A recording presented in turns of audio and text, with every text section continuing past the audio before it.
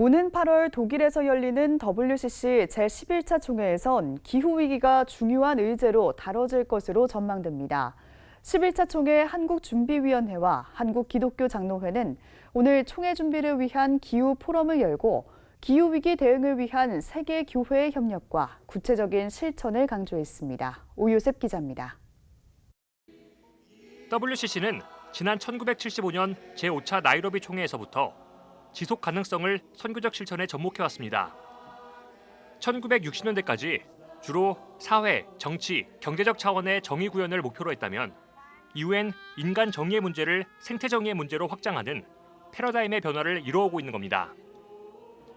특히 제6차 밴쿠버 총회 이후 WCC는 정의와 평화, 창조 질서의 보존을 뜻하는 0단어의 앞글자를 딴 이른바 JPIC 개념을 선교의 핵심 주제로 삼고 있습니다.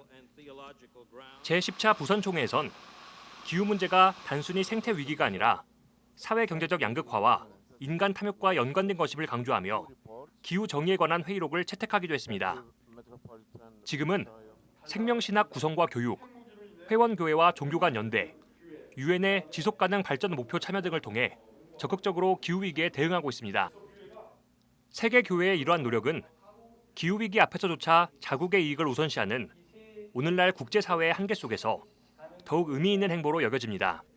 국가나 민족의 경계를 넘어서는 종교적 차원의 보다 대승적인 그러한 참여가 보다 중요하다고 여기고 또 유엔도 이를 권고하고 있습니다. 끊임없이 종교적인 영역 속에서 서로 연대와 연대 정신을 통해서 함께 동행한다면 국가적 차원의 어떤 자국의 이익을 강조하려는 그러한 흐름도 완화되고 깨어지고 점차 다른 국가들도 이런 기후변화 협약에 동참할 수 있지 않을까 그렇게 생각합니다.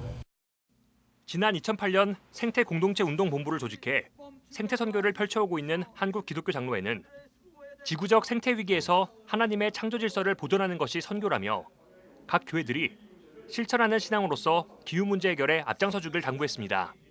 전국 조직망을 갖추고 있는 교단을 통해서 우리가 함께 연대하고 그 혈맥을 따라서 이 생명운동을 펼쳐나가야 한다라고 하는 것이죠. 기도회나 또는 연합 성경학교, 이런 주말 농장 이런 부분들을 통해서 노회와 시차례 단위로 먼저 현장에서부터 이런 생태운동들이 일어나야 된다라고 하는 겁니다.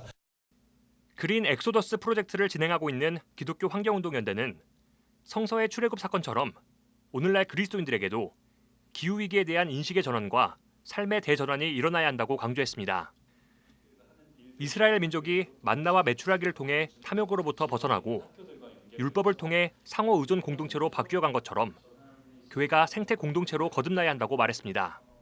이 기후위기 대응 운동이 사실은 생태적 출애굽이어야 된다. 우리가 인식 자체가 변하는 것과 함께 우리의 실제적인 삶의 제도를 변하는 건데 한국 교회가 생명의 경제를 이루는 그러한 또 공간으로서 새로운 대안 경제를 만들어내는 공간으로서 역할을 해야 되지 않을까라 생각을 합니다.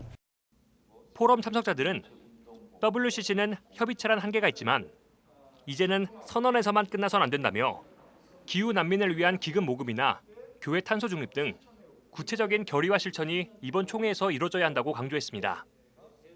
CBS 뉴스 오요셉입니다.